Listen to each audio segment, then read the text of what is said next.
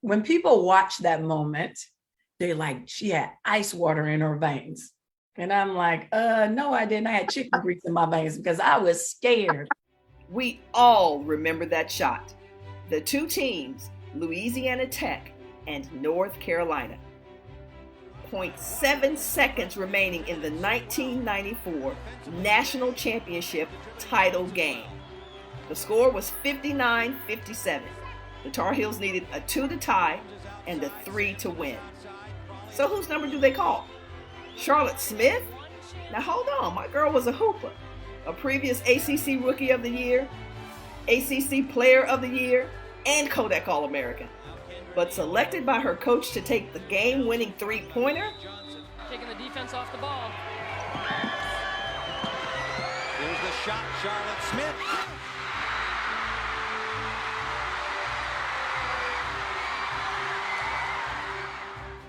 In many ways, she was made for that moment. Here's the one that got away, and Charlotte Smith in her own words. Ready. Oh my goodness. My goodness. I got that text and I was like, oh, you're that teammate. Okay, you're that. You know it. You know, Coach Hatcher used to always say, proper planning prevents poor performance. So I think I'm scarred. So like it's every time I have to be somewhere on time or do something that requires time, I'm like, It is amazing how that stuff stays with you. We would have things that we had to do, and to this day, like we went out to dinner with Coach during alumni weekend, and everybody was like, you know, checking stuff. I was like, y'all, we're gonna relax. Like that was 30 years ago. That was 30 years ago. So how are you? I'm doing great. How about yourself?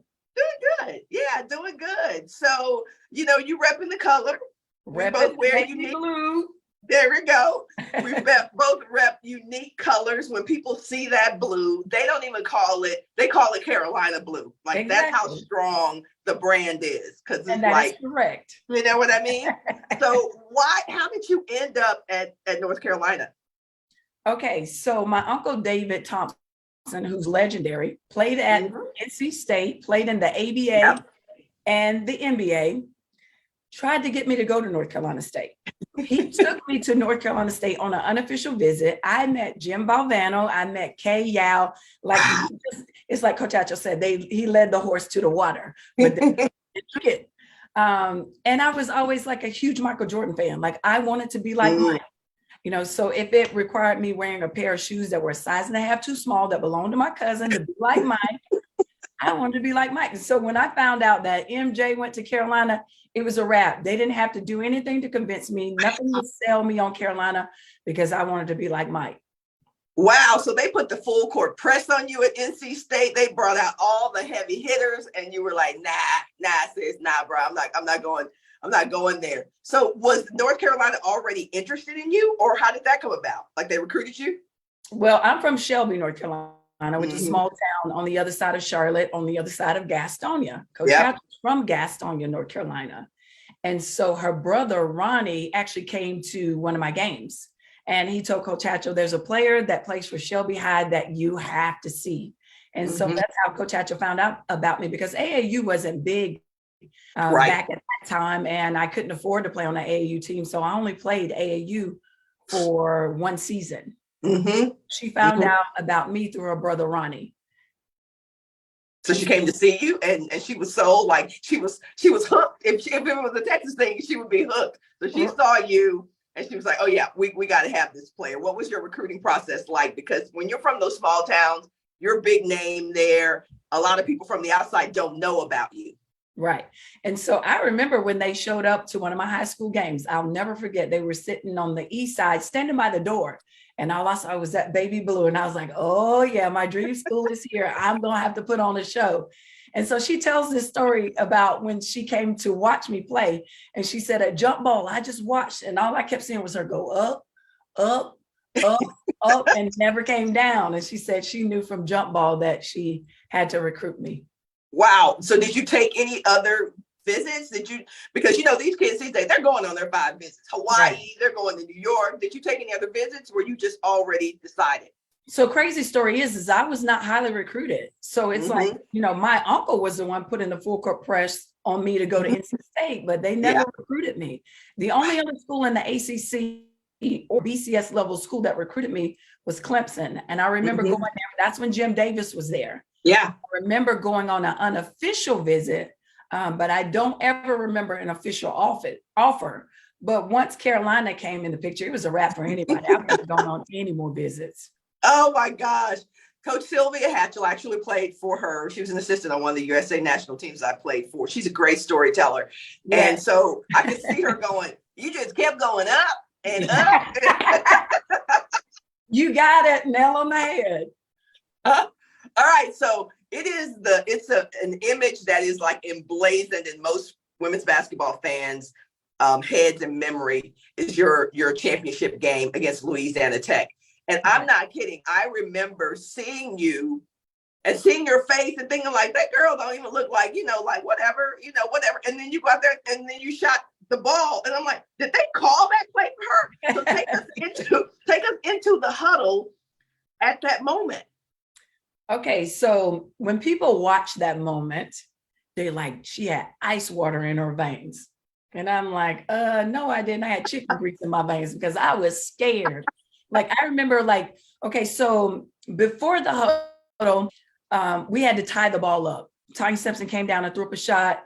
The ball hits nothing. We're down on the ground and Marion Jones and I are scrambling for the loose ball. And the first thing I did was look up and I saw 0.7 seconds left on the clock. And I'm thinking, there's no way that we can win this game. My heart sank in that moment. I was thinking it was over.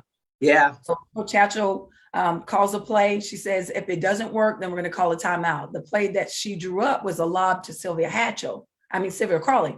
And of course they had that covered. So then we go to this next play and she says, bump it. We're going for the win and not the tie. And so I'm thinking in my head, okay, so who's going to take the shot? Because I knew it wasn't me. I mean, I could shoot the three. It wasn't like I was terrible, but I didn't take a lot of threes. So I'm thinking, okay, Tanya Sampson, who's our go-to player, or either Stephanie Lawrence. And so when she called my number, my heart sank. I couldn't even remember anything from that point on. And I remember leaving the huddle and saying, oh, shoot, what we running? And I told Sylvia, I said, Sylvia, what play are we running? Sylvia Crawley. And she's like, we're running 40s, I think was the name of the play. And it's for you to get the shot. I was nervous. I was so nervous. And all I remember is praying, God, please let this shot go in and the rest is history. Pray. You leave promotionals for us on Facebook, but I'm laughing because even when Sil was telling the story, she was like, there's always a moment when you're with your coach and everybody can identify with this. When they're calling, they're talking, you're kind of listening. It depends, maybe you are, maybe you're not. And she's like, and then we got there and Charlotte was like, okay, what we're running. I was like, exactly. I mean, the magnitude of that moment, like you really don't know how you respond until you're that person walking in their shoes. So it was one of those moments where there was just a gamut of emotions that I was going through: defeat, nervousness, fear, you name it all. You bring up a really good point because obviously we've been watching the March Madness and nobody knows what it's like in those moments, but the players that are in that moment. And you said something that's so key.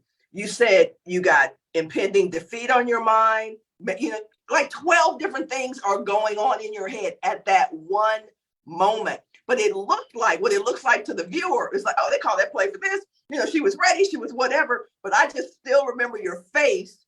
And I was like, I wonder what she's thinking. So you everybody's wondering about that. All right. So you win the national championship. How does your life change after that? How does your career change or anything after that? What do you think that did for you? It was incredible, and that was at a time where there was really no social media. Yeah. And it just took a life of its own. Like Robin Roberts is on the campus interviewing me. The great Stuart Scott, rest in peace, is on campus. Yeah. What is it? The George Michael Sports Machine. I don't know if you guys throwback stuff. Like I was on all of that stuff on the cover of magazines. It was crazy. And I remember one reporter coming in to try to recreate that moment of the shot. And listen, I tell you, it probably took me about 20 shots to recreate that one moment in time. But it was amazing to see it take a life of its own. And, and I think to now where we are in terms of like social media and the progression of women's sports, it's like, man, I probably have all kind of NIL deals. Absolutely, without a doubt, recreations of the shot and everything. Have you looked at the replay? Of course you have, but maybe not. The replay of that moment. There's a moment after you guys are piling on each other that the camera goes to Coach Leon Barmore. Yes. And it is the most hilarious response. He's like, yeah, you know, like I'm like, what happening? Did you see the response of Louisiana Tech when that happened? Do you remember any of that? I don't remember any of their responses real time, but you know, I've gone back and of course watched it several times over and over again. And I can see Leon Barmore's side profile. And it's almost like you can watch his Adam's apple and it's like he swallowed his whole throat. Yes. And you could just see the look of just excitement and exhilaration before that moment, and then the agony of defeat. And so like when I see those moments in March Madness, all I can relate to is the exhilaration of victory, and only say that my heart goes out for those who have to suffer through the agony of defeat. Yeah, been on both sides. I've been on both sides of that. You know, the year before we won the national championship, we lost in the Mid-East semifinals to Western Kentucky on a last second shot. Not the same shot, but like that, right? So we're like, we're going, and you don't say it, but you think we're going to overtime. Like we're going to overtime. It just makes sense. 2 seconds left. And then they won. And literally we were like it was just pure agony. What was a moment in your career that you feel got away from your team at any point during your time at North Carolina? Right. So I can't think of like any moments that ramp up to like a championship or a game shot, but I can relate to like in that season. Because like think about our record in that season, we were 33-2. Right. The only team that beat us was one team, and that was UVA. And it was like trying to figure out how to get the monkey off your back, because they were a dynasty. They were a dynasty. You know, you start with Dawn Staley, and then you got that trickle down effect of success. Moving on, and like, how do we defeat Goliath? And at that time, they had the great Wendy Palmer, who ended up being, you know, Player of the Year in the ACC my senior year. So it was just trying to figure out how to get the monkey off your back, and it stemmed from us deviating from the game plan in the championship game of like, okay, we coaches like they're, you know, pressure them at the high post, and we just decided to drop off of them, take our chances and see if they can miss those shots. And they did. And we ended up winning, you know, convincingly in the ACC championship. What's crazy, again, you mentioned one of those moments where most people can't identify with unless they've been in that. And that is the moment when it's so apparent, like in your head and your heart, there is a hump to get over. Like there's a psychological, a spiritual, a mental, and a physical hump you got to get over to get to that next level. What does that, if you can, what does that feel like? Yeah. As best as you can describe it, what does it feel like in that moment for y'all? Well, in order to experience a present victory, you have to remember past victories. So if you talk about the psychological aspect of it, it's like when you're in a slump as a player, you can't focus on the slump. You got to go back and find those moments of when I was operating in the vein of success. And not only speaking words of affirmation over your life, but visually seeing that so that it can manifest in the natural. Yeah. I'm watching the Texas men yesterday, and you will identify with this because we play thousands of games. There's a moment when you're watching a team play, and even when you're playing with them, that you can see this transformation happen, and you kind of go, oh snap, like, oh my God. You see that cloud come over, you see that lack of belief, that lack of confidence. How were you guys able to, at any point in your career, how were you able to overcome that personally, moments of doubt in the game? Just overall moments of doubt? Just words of affirmation. I'm very big on words. You know, we say we overcome by the word of our testimony, and that the power of life and death is in the tongue. So you can become snared by the words of your mouth if you're not speaking positivity. It says that faith comes by hearing. So it's like you can talk a whole lot in your mind, but unless you're talking out of your mouth, that's the only way that you're going to move mountains. Because when and now I feel like I'm preaching now. When you think about very existence of this world, it was created through spoken word. Right. So we have to speak words of positivity over our lives. And then it's like, if you're in a shooting slump physically, you're going to have to get in the gym, get up shots and see yourself hitting those shots. We pull clips and make video libraries of seeing yourself be successful. So it starts. We do words of affirmation where everybody has a word of affirmation every year. And one that has stuck with me for years is from one of my players where she says, you must win in your mind before you win in real life. Yes, absolutely. What did you think you were going to be doing? In other words, when did you make the shift to becoming a coach? What did you think you were going to do after your career was over? I ran from coaching because I was like, I want no parts of this. Okay. Yes. And Coach Hatcher kept knocking at the door. All right. The first time she asked me to come back, I was like, no, I was in finishing a WNBA career and I wanted to finish strong. So I didn't want any distractions. And then like once injuries start to set in and then you see yourself, you're seeing like, these contracts are not coming through like they used to. And, I wanted to go out on my own terms. And so I officially retired, but I was coaching and playing at the same time. So it was almost a seamless transition for myself because I started coaching in 2002 and I retired in 2006. But before all of that, I was thinking, I was going to be a guidance counselor, work in the school system. That's what I wanted to do because my heart is for helping people. Yep. I'm a guidance counselor right now, but I just have the title of coach.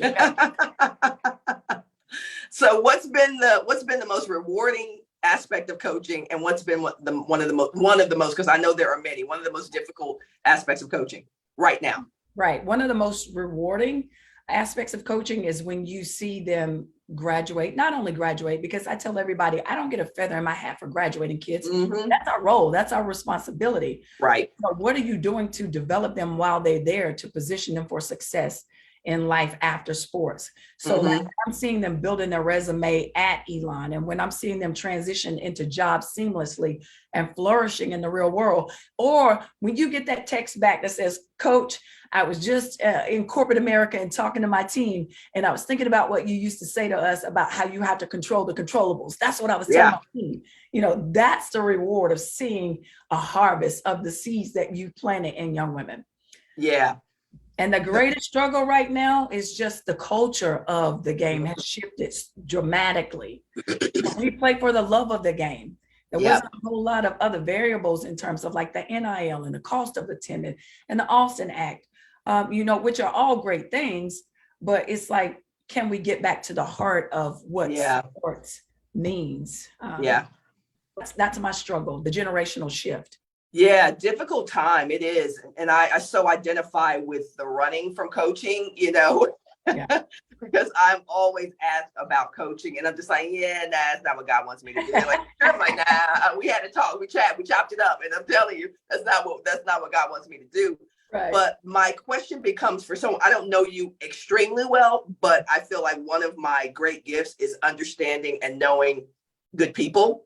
Right. And so when I see good people in difficult jobs, my heart and my thought is always, how are they doing it? How are you our sport and sports in general these days have just gone what looks like to me like nuts. And so I'm wondering, I look at a good person, I'm like, most of the coaches I know are nuts, literally, are literally something I've never seen in my life. And I wonder when I talk to you and I see you talking about your team, how you are existing in a profession that really for me has gone so south that I want to stay away from it. Right. Well, my faith is my foundation. Yeah. And that's the thing that keeps me grounded. So when I look at scripture that says, for I know the plans I have for you, plans to prosper, not to harm you, your hope in the future.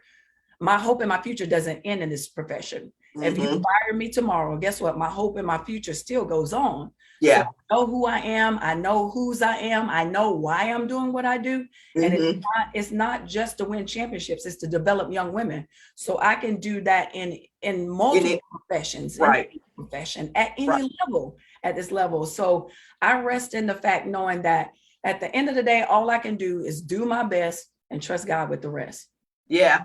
What's recruiting been like in this NIL environment space where players can just leave whenever they want to? What is that feel like emotionally as a coach in these times? Right. I'll just be completely transparent with you, because that I always believe that your transparency can be the key to somebody else's victory. Yeah. It is hard coaching right now, especially when you're in it for the right reasons. Mm-hmm. Developing young women that you have a relationship with, that you feel like are your daughters, and then Yeah. you see them walk away. But that's where you have to rest in knowing that if they were meant to be among you, then they would still be among you. Yep. And Yep. so you just have to, you can't focus on what you've lost. You have to focus on what's left. And I think sometimes we get so fixated on what we lost, Right. that we can't appreciate what we have left. Yeah. So those are the things that keep me grounded, in knowing that, okay, these are the ones that I have left, and these are the ones that I'm going to work with. Yeah. And then for coaches, you have to have a support system. And so I have people that are mentors, and then I have people that are mentees. Yeah. That I have to keep from jumping off the bridge and saying, no, hang in there. You're called for such a time as this. Or why? That's the biggest thing, is staying grounded in your why. Yeah, that was going to be my next question. Was you got to have some kind of support system, especially when your why is beyond the thing that you're doing. Like, you're not doing this for a paycheck. You're not doing this to win games necessarily. Not that those things are bad. Obviously, we are competitors. We want those things as well. But when as you said, why you're doing it, it does. And then you've got people walking along the journey with you. It does make it easier to do that. You mentioned your professional career. You played in the WNBA. You played in the ABL as well, didn't you? Played in the ABL as well. Mm-hmm. ABL and WNBA. What were those experiences like for you? And what did you see happening with women's basketball as you were playing in those leagues? Right. So when I graduated from college, there were no professional opportunities in the States.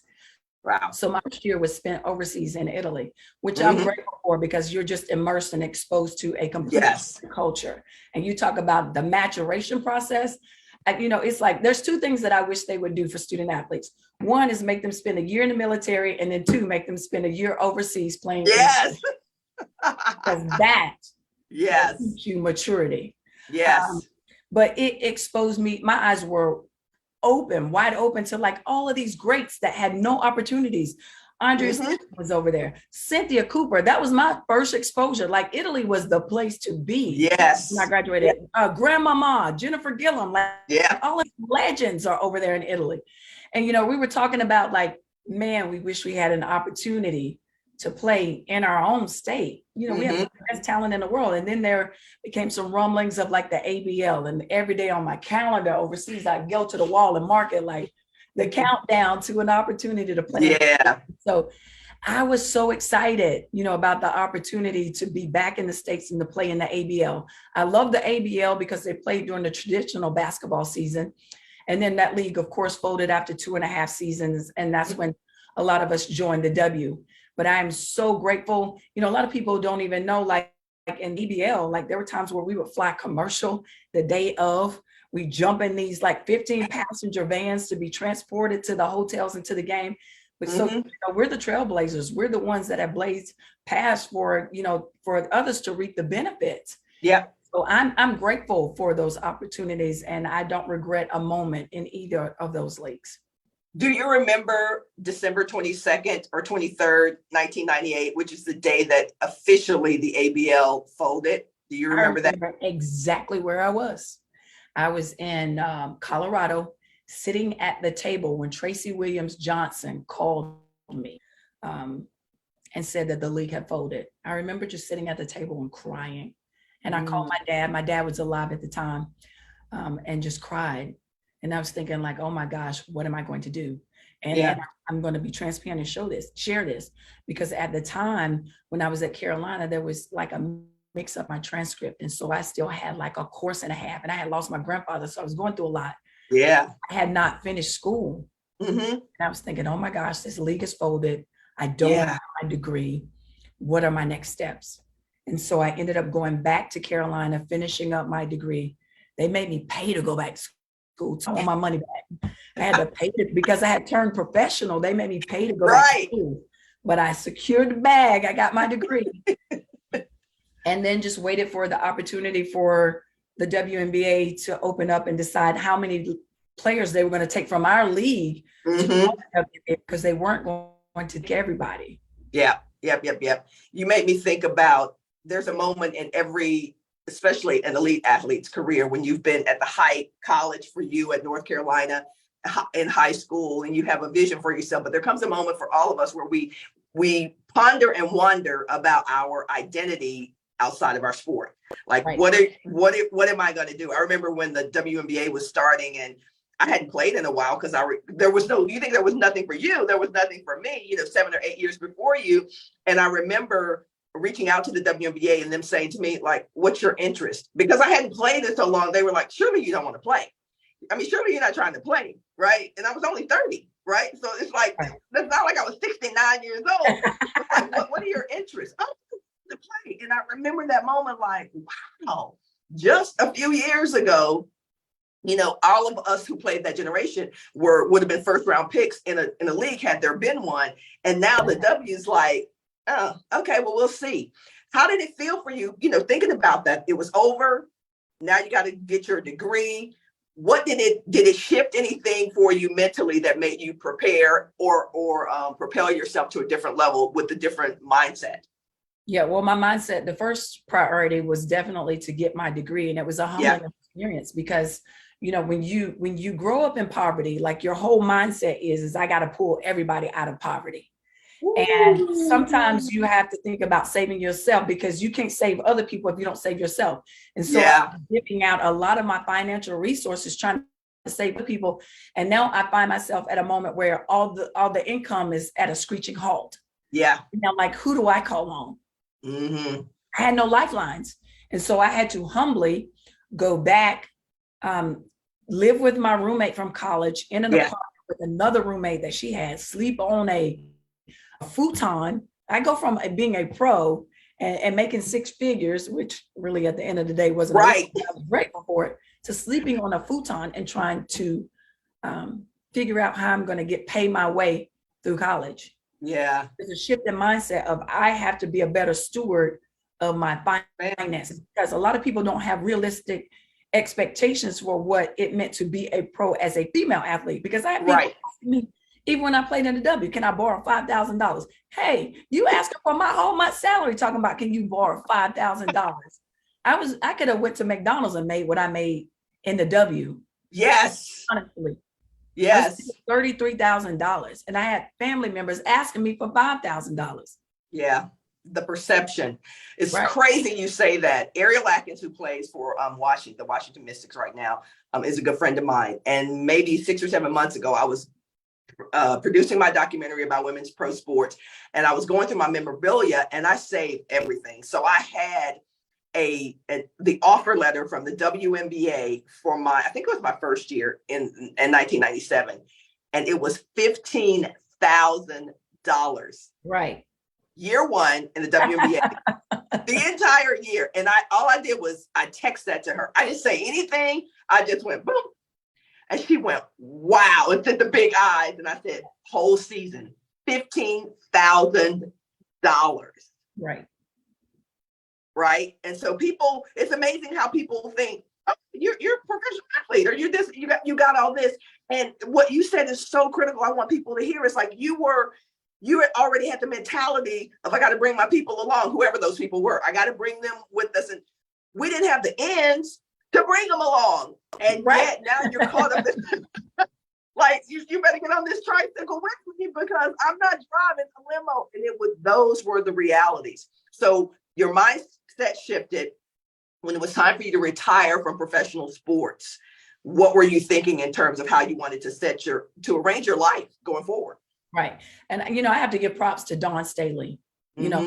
She obviously had a village and the resources to help expose her to like how to invest in a 401k. And, a lot of times when people have a team and resources, they don't share those resources with other people and help pick them up and bring them along. Yeah. So like as rookies in the league, like she was advising us on like the 401k and put away as much as you can. Yeah. So that helped me with the shift in my mindset of not being afraid of the unknown, because if you've never been exposed to like 401k and investing and all that stuff, it can be scary. Sure.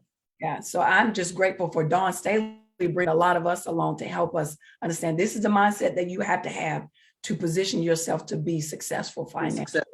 For sure. What was one of your greatest professional women's basketball moments? Oh man, Ann Donovan, who was the coach of the Charlotte Sting. Yeah. And I share this story a lot. I wrote it in my book, When Athletes Pray, the season where we went 1-10. I remember that. And all I can remember is just like her showing up every day and her believing and pouring every day. And then our team staying invested, because a lot of times when you start out 1-10, the ship is either going to continue to sail or sink. And they say that ships don't sink because of what's around them, but what you allow to get inside of them. And the thing that we focus on is not letting negativity, not pointing the finger, not letting any of that thing get us off course, because we knew we were capable of being a championship team. So long story short, we go from 1-10 to winning the Eastern Conference Championship, and we find ourselves in the WNBA Finals against the LA Sparks. So that was one of those moments in sports history where I'm grateful for it, because a lot of things that you go through in life is not just for you, it's for somebody else. So let's fast forward to my season now. This past season at Elon, we went 9-21. We went on a 13-game. I wouldn't even let them call it losing streak. We went on a 13-game learning streak. And so, it's like, how do you get over the hump? What we talk about is remembering past victories. Now, this season did not mirror my WNBA season where we turn it around and it's this great story where you win the championship. No, but we were sustained. The ship didn't sink. And all I could think of and see is the visual of Ann Donovan and her great leadership and trying to emulate that so that I could get my team through this storm, because they say great leaders emulate the behaviors that they desire.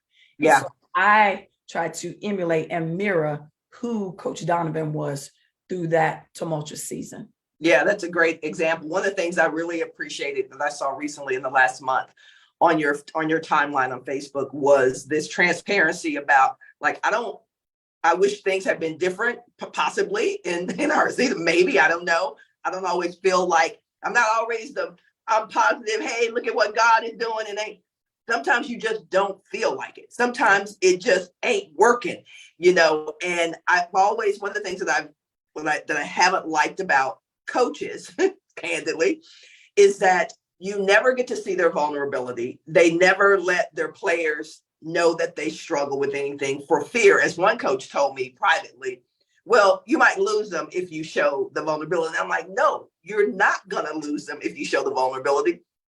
They're going to be able to do what you just did.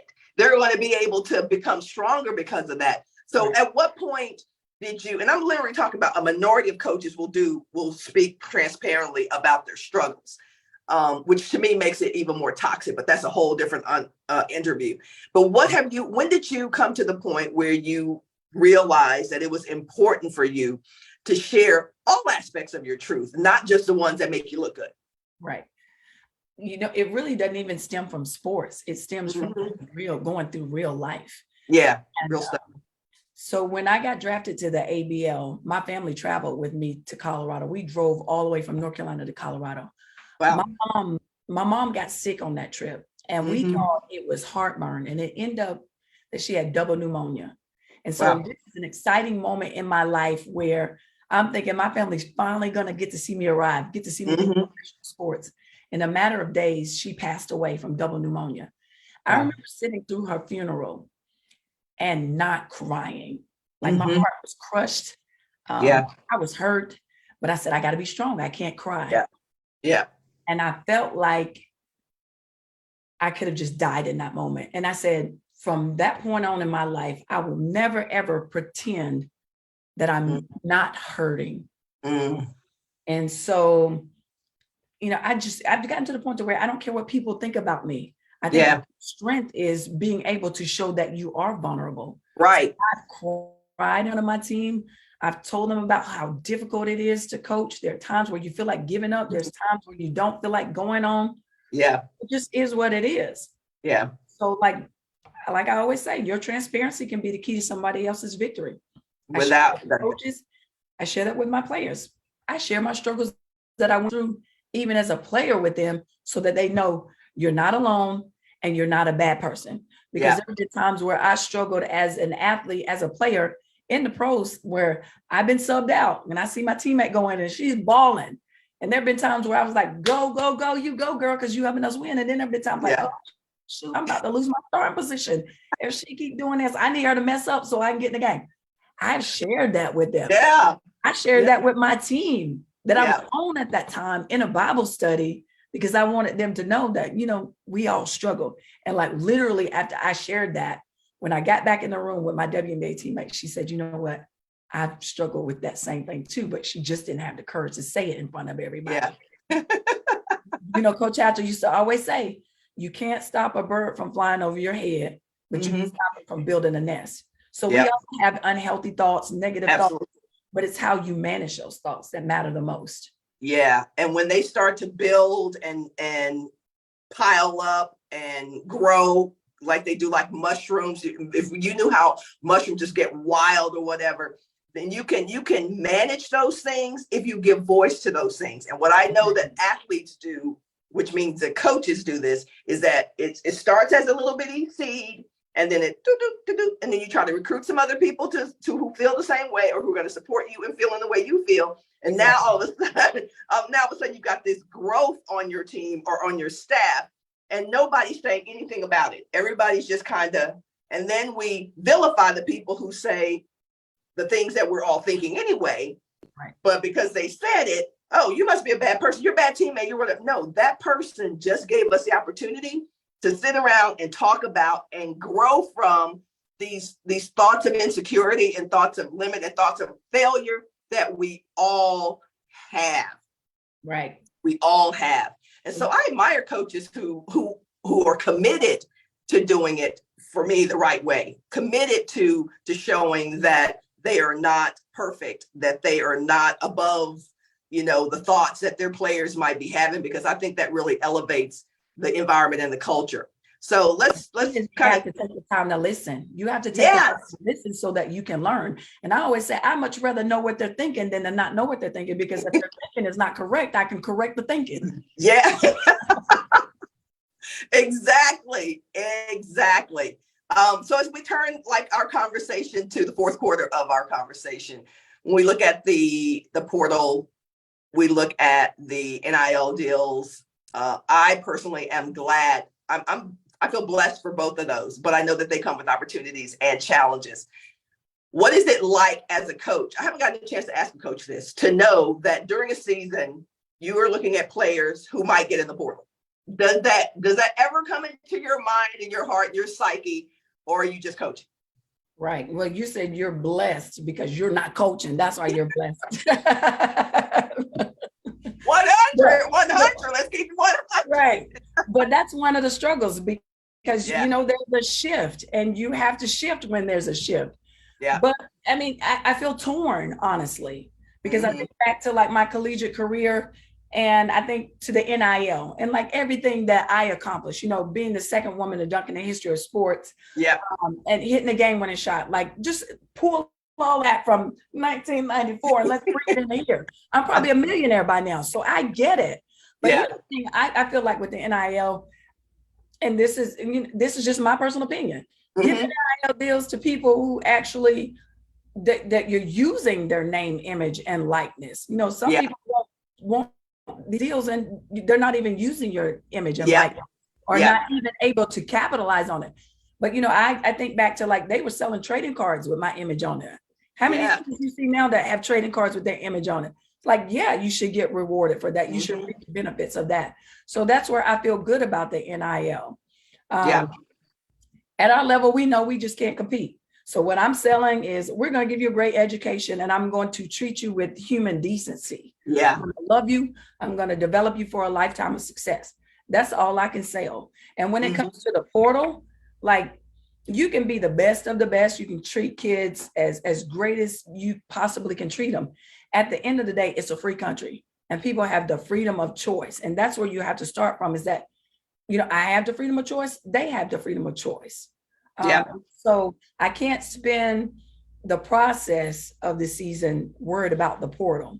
Like it's things that you think about it in the beginning that you address in the beginning, and then it's things that you address in the end. Like I had a kid that got in the portal last year when I went to the Final Four. I took her with me to the Final Four, to the WNBA Combine. I knew in the back of my mind she was leaving.